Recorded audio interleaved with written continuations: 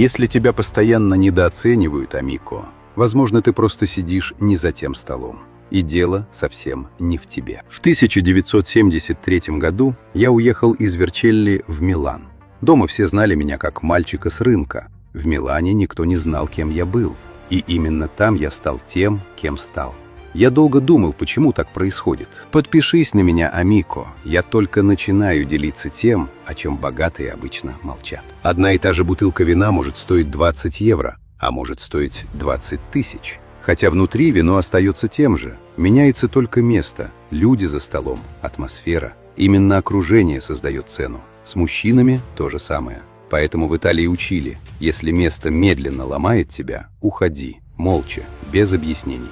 Сильный мужчина не выпрашивает уважения. Он идет туда, где его энергия растет. Даже самое дорогое вино не подают в дешевых местах. И сильного мужчину тоже.